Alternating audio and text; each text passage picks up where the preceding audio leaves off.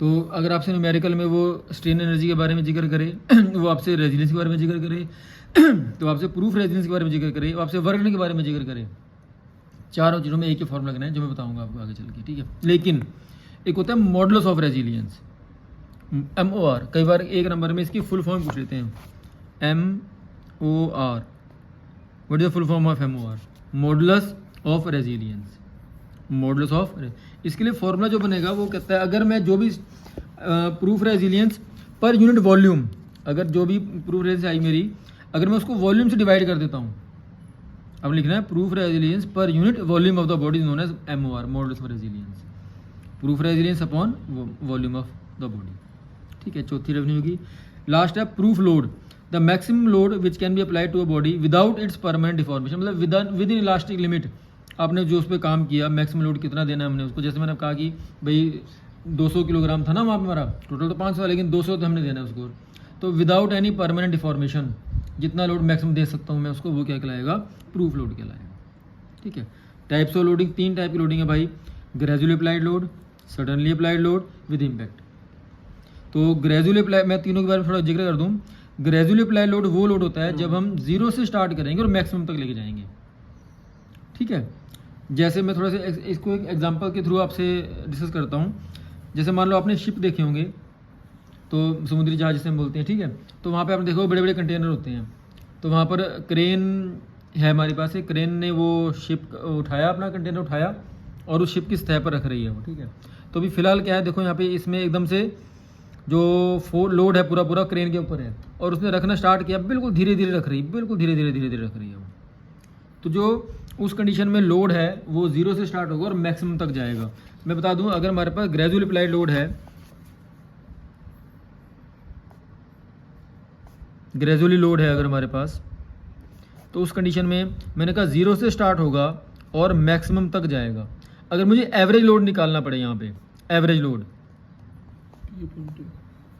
Load अगर मुझे निकालना पड़े, तो मैं दोनों को जोड़ दूंगा और 2 से डिवाइड कर दूंगा, तो एवरेज लोड क्या आ जाएगा मेरा? P/2। एवरेज लोड क्या आ गया मेरा? P/2 आ गया, ठीक है।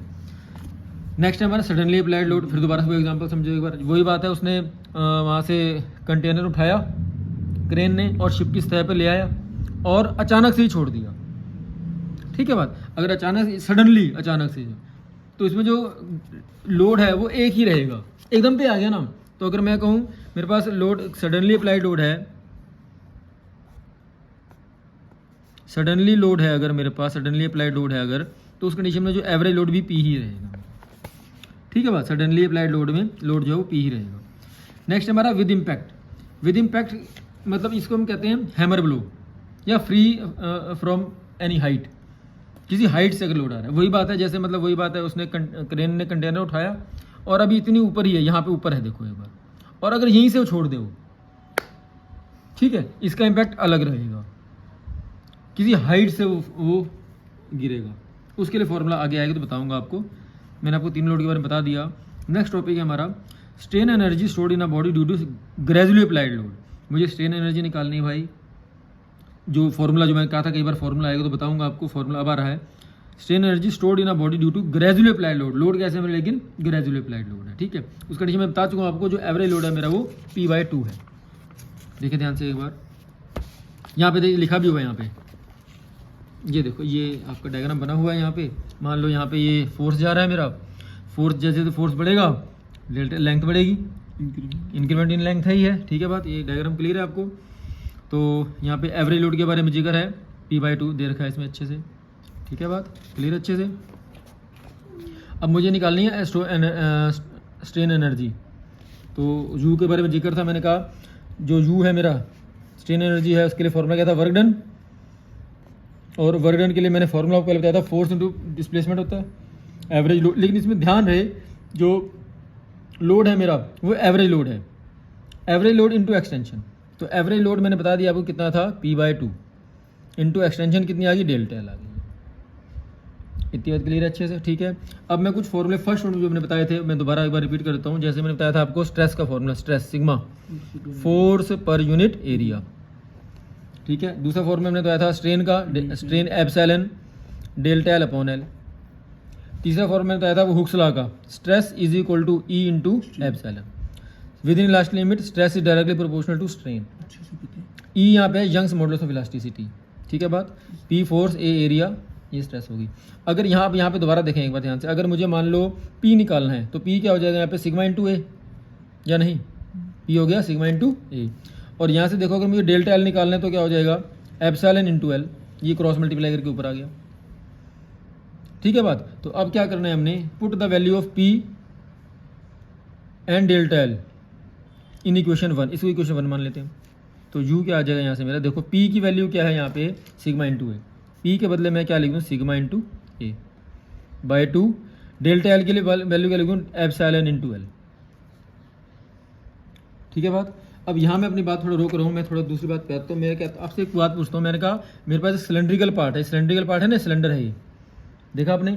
तो सिलेंडर का मुझे अगर वॉल्यूम निकालना हो तो क्या होता है, पाई आर स्क्वायर एच, ठीक है बात। अब ये सिलेंडर ऑफ वॉल्यूम आया कहाँ से, मैं बता दूँ आपको। जैसे यहाँ पे ये इसका डायमीटर है ना, हाँ पाई आर स्क्वायर, इसका एरिया क्या हो जाएगा, पाई आर स्क्वायर। इस एरिया को मैं उसकी हाइट से मल्टीप्लाई कर दूँ तो वहाँ से उसका वॉल्यूम आ जाएगा।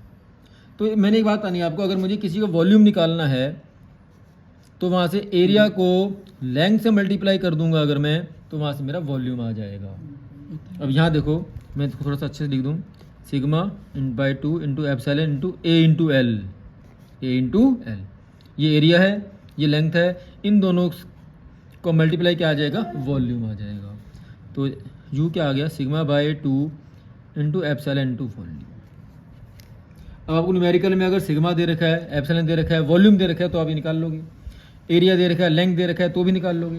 तो ये कुछ फॉर्मूले बनते चले जाएंगे, आपको ये देखना पड़ेगा आपको न्यूमेरिकल में गिवन क्या चीज़ है, उसके अकॉर्डिंग आप अपना वहाँ से उसको फॉर्मूले को लगा लेना आप, ठीक है बात। लेकिन अब आगे चलो, मैंने एक हुक्स लॉ बताया था आपको, ठीक है। अगर उसमें मुझे अगर मान लो यहाँ से मुझे एप्सिलॉन भी इग्नोर करना है तो एप्सिलॉन यहाँ से क्या हो जाएगा बताओ, सिग्मा अपॉन ई, सिग्मा अपॉन ई, यहाँ वैल्यू पुट कर दो एक बार।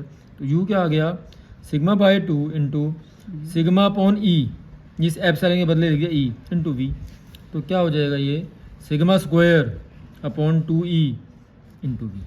अगर आपको सिर्फ और सिर्फ सिग्मा दे दे, ई दे दे और वी दे दे तो वहाँ से आप स्ट्रेन एनर्जी निकाल लोगे, वर्क डन निकाल लोगे। वर्क डन भी यही है, स्ट्रेन एनर्जी भी यही है, रेजिलियंस भी यही है और प्रूफ रेजिलियंस भी। लेकिन अगर वो क्या मॉडुलस ऑफ रेजिलियंस बताओ, मॉडुलस ऑफ रेजिलियंस, तो मैंने क्या था, वॉल्यूम से डिवाइड करना है इसको।